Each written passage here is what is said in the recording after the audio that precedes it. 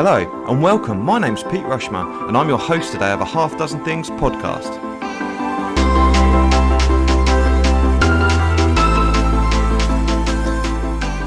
A Half Dozen Things is a podcast for business owners and professionals just like you.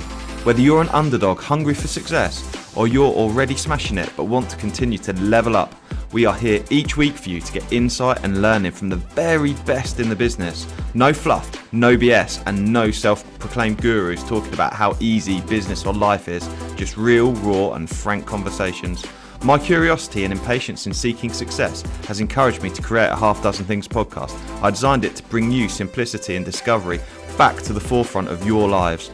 We're all such busy people, it's easy to overlook the simple things we could be doing to achieve wealth, success, and happiness. If you love today's podcast, please do share it, subscribe, and let all your friends know how great the podcast is. Thank you. Good afternoon, everyone on LinkedIn and Facebook. Thank you for joining me for this lunchtime live with me, talking around goal setting for performance in your compliance role. And the reason that I wanted to put this video out there for people to listen into and to watch was last week on the Lunchtime Live, I spoke about handling conflict and particularly handling conflict in the role of a transport manager and the challenges we face. And some of the findings from that session was around communication, people not being able to communicate effectively, what their needs were or what the needs of the business are, and there being a misunderstanding in the communication, as well as people potentially that conflict can then cause a rise in emotions whilst people struggle to challenge those things. So goal setting, I felt following that linked in really, really nicely for us to be able to discuss what goal setting looks like. Comment popped in, Martin Jones, afternoon, hope you're well, good that you can join me again. So goal setting, we've got this what's in it for me factor as well, particularly around conflict, so helping to understand others and helping to understand why this objective is important, and then we can reduce the conflict, but particularly goal setting and having proactive goals which we set in a compliance role will then help us to ensure that we minimize and reduce that conflict as well. And ultimately, one of the outcomes of the video last week, and please do tune in, it will be live on YouTube in a week or so, and it will be out there, was that conflict is an opportunity, and seeing conflict as an opportunity to improve and develop, and seeing it as something that's positive, which you can take away and improve. So one of the things that I find really, really challenging, particularly in as a business, we help operators to be compliant, to help ensure that they are maintaining their undertakings for the traffic commissioner. Now, one of the things with compliance that I find very interesting is that actually it's like the minimum requirement, right? It's like an MOT is the minimum standard. Whereas a lot of people will just go, right, we need to be at MOT standard. Well, actually, at that point in time, that's the minimum roadworthy requirement for that vehicle. And compliance is much the same. It's essentially a minimum requirement. So what I mean by goal setting in a compliance role is actually, let's go beyond a minimum. Let's set goals to achieve a higher standard. And what is that higher standard to be able to go beyond compliance? And that's kind of what I'm trying to get at by this video. It's a bit like going off on a boat on a voyage, and really with compliance, it's essentially like, I'm just going to survive. I'm just going to avoid the sharks and try not to get eaten. Well, you don't really achieve anything by doing that. However, if you set a destination as a target or as a goal and you want to achieve to go somewhere, then actually that's going to end up happening as long as you plot the map and you work out how you're going to do it and you work together and you're going to achieve something rather than just staying alive, which essentially is what compliance is. We just want to keep operating. So for some people that might be fine, and that's no problem at all. If the barest minimum is what that's going to be, as long as the operation's safe. But one of the things that I suggest with our customers is about how can we go that step further? How can we go beyond compliance? How can we improve our people? How can we improve our performance? And ultimately lead to more effective, profitable business that helps support a better environment for people to work in as well. So about going sort of beyond that beyond that minimum requirement of compliance. Okay, so how do we do that? Well, one of the things with goal setting is we follow like a plan, a do, a check, and then an act. So let's plan by setting the goal in advance. Now's a great time to be setting goals because it's coming towards the end of the year, and we can look at goal setting for 2022. And we can plan doing that. And that sort of comes back to when I was talking about conflict last week. It comes back to that communication element and making sure that we communicate with our team. We involve our team in what those goals look like and brainstorm what they could be. We can work together and start to come up with ideas around what is going to be excellent goals for our performance moving forward. So setting goals is quite a proactive activity. And I guess the first thing is well, what is a goal? What is a goal in terms of safety or transport performance or safety performance in the transport environment? Well, that could be a target or an objective that you want to achieve. And you could pay an expensive consultant to come into your business and go, stand in front of a whiteboard and go, wow, what does success look like for you? And ask that question. Or you could just do it proactively and start to consider as a business, as a senior leadership team with your transport manager, your director, what does success look like? What objectives have we got? What would great look like? Or the other option, which is more compliance led, is, well, what kind of pain am I willing to tolerate? And what kind of pain are you willing to tolerate? And as you're starting to ask those questions and think about those things as a group of people, and my suggestion is involve the team too. Maybe, get people to volunteer if they want to be involved on how you're going to sort of drive performance forward. And one of the key things around goals, and if you do any sort of search around goals, is you hear people talk about SMART objectives. So the SMART is an acronym, SMART. So make sure that it's specific. So making sure and putting the goal that you create, putting it through that test of whether it's SMART. So specific, is it a really clearly defined goal? Is it measurable? So how do you know when you get there? Something like a particular target or a particular measurement of some sort, need to make sure that that's in there as well. We then need to make sure that it's like achievable. So it's not completely out there. You can't achieve 125% MOT pass rate as an example. You can only achieve 100%. So you need to make sure it's an achievable target that realistic, and then obviously time bound as well. So I'd set a target for that. Potentially, as we're coming up to 2022, what are the goals going to be for the course of the next 12 months, for example? Hi, it's Pete from Flagship Partners. We're really proud to sponsor a Half Dozen Things podcast. At Flagship Partners, we take road safety really seriously, and we're your road safety partnership. We help transport companies with compliance and training across their businesses, including first aid, driver CPC, and other transport management services. So if you're FORS accredited or you want to improve your operator compliance risk score, give Flagship Partners a call today. Would suggest is, as you start to sort of think about those goals, we then start to think, well, how are we going to achieve them? So you do the brainstorming session, you come up with loads of goals, and then you think, well, how am I going to achieve them? And the first bit of advice I've got is actually eliminate your goals. So think about what is, if we do one thing really, really well, what's that going to be? And then start to eliminate the goals. Because one of the issues with not achieving goals as people is that we have too many of them. Potentially, if you set too many goals, the thing that stands in your way of actually achieving that goal is that you've got too many things and you're trying to worry about too many things. And actually, in a compliance role, that sometimes that's how it can feel as well, because you've got so many things to think about.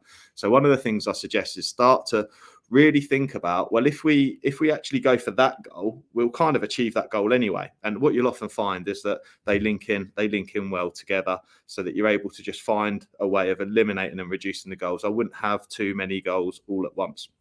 A really, really good analogy that I've come across is the rose bush. If you speak to a great gardener or a really good gardener and you talk about a rose bush, a rose abundantly produces buds and abundantly produces flowers. And actually, if you don't start to chop even the good buds away, you don't give the opportunity for the amazing ones to come out. So, and goals are much the same as the analogy that I've come across. So making sure that you really give space for the really great ideas, the ones that are really going to drive performance in your business. Give those the opportunity to grow. Okay, brill. So first one was around eliminating goals. The second one is about planning, doing, checking, and then acting. So it's all well and good setting goals, But one of the things we need to do is think about, well, how are we going to manage that going forward? So that's part of the plan. So this is the goal, and this is how we're going to manage it over the next 12 months, or it might be, I suggest sometimes a 12-week period can be really good, but set that goal. And then how are we going to do that? What are the actions that we're going to take? And I wouldn't bombard yourself with actions, because you've got your day job to do as well.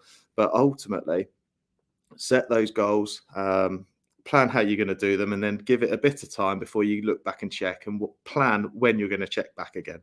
What's the time period? So, for example, if you're planning to have a year where you're going to have 100% MOT pass rate for your vehicles, great example, which is a great goal. It's specific, it's measurable, it is achievable. There's absolutely no reason why anyone shouldn't do it.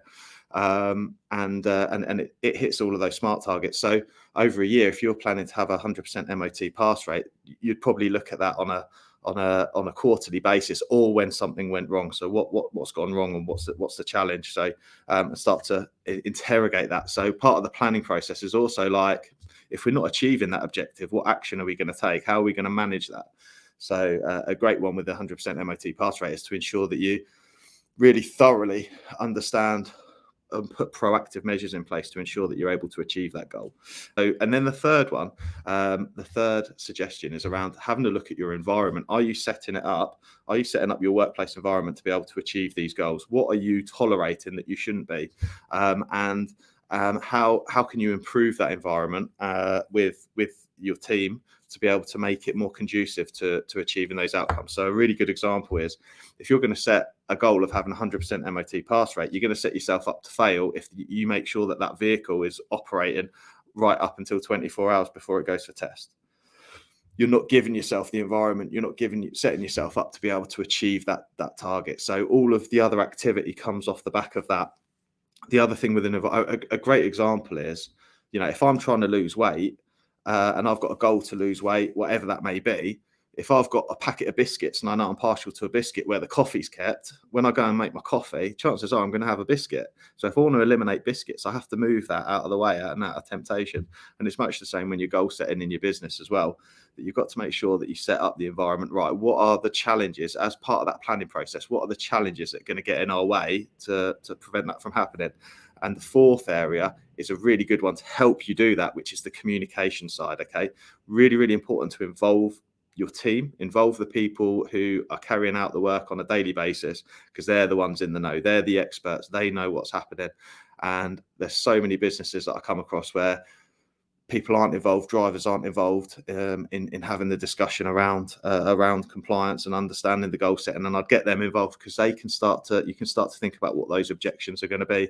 And again, going back to last week's conversation around conflict handling and conflict management, you start to reduce that conflict as well, because you're proactively involving people.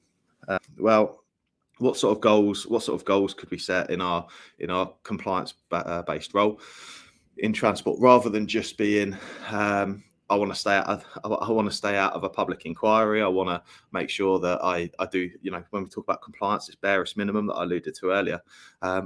What sort of goals are there? And some of them I was thinking around was, for example, if you're not a green operator, becoming a green operator is a really good goal for you to sit down and try and achieve. Okay. And that's a really good, when you think about what's the one thing I can do, becoming a green operator means that you have to make sure that your maintenance is right, but it does also mean that you have to have your traffic management right as well with your drivers, for example. So if you're not green, that's a really good starting place. And start to understand what constitutes a green OCRS score, and how you can implement that, how you can make that happen. For example, you can do volunteer roadside inspections. You can volunteer to go and have a check, which will be a positive result. So you can start to think how you can proactively manage that. You can be a green operator with MOT failures. So one of these things about saying beyond compliance is that actually, if we aim to achieve 100% MOT pass rate, that's actually beyond the green OCRS score. That's going to be that we have no failures. It's going to be that it's, that's a potentially really, really great target. However, things do happen, and potentially things can go wrong on the lane, and those things happen. But if you're doing everything you can proactively to try and ensure that you're achieving 100% MOT pass rate, the rest of the stuff kind of falls into place afterwards. It's kind of my suggestion. like I said, meetings are really, really important. One of the other things that I think that we don't really measure from a compliance and transport point of view is employee engagement. So one of the things around safety and safety behaviour and behaving in a safe way, following the rules that we need to ensure road safety. I really think that what's important is to measure engagement, and there's loads of surveys out there. There's loads of people that are able to help you with running engagement surveys. And if you start to do that, if you work on engaging your workforce, particularly in the communication element, in the goal setting as well, and you drive the engagement through the team, your safety performance, your compliance performance is going to improve automatically, and you're going to go beyond the compliance element as well. So, I think they've, I've suggested some really good ideas there. I'll be really, really keen as people watch this and engage with it. I'll be really keen to have your comments. What goals do you set? I'm willing to learn as well from you. What goals do you set in your transport business? If you set a business goal to not lose money, for example, then you're going to potentially not lose money, but you could have set a goal to achieve, I don't know, 5 or 6% profitability when actually you would have only achieved 1 or 2%. If you set those goals, then potentially you may achieve them. So, or at least overperform on the way to get into them. So I'm interested to hear what other people's goals are in their business. So please do let me know. And I hope you've enjoyed it. Please do give me some feedback, and follow me on LinkedIn, on Facebook, or on our YouTube channel. Thank you very much. I really hope you loved today's episode, and if you did, please make sure you subscribe and listen out for future episodes too. Please do share it across your social media channels. We hope to reach more and help more people. If you want to find out more about me, my name's Pete Rushmer. You'll find me across any social media channel and my business, Flagship Partners, and we're your partners in success across your business. Thank you. See you again soon.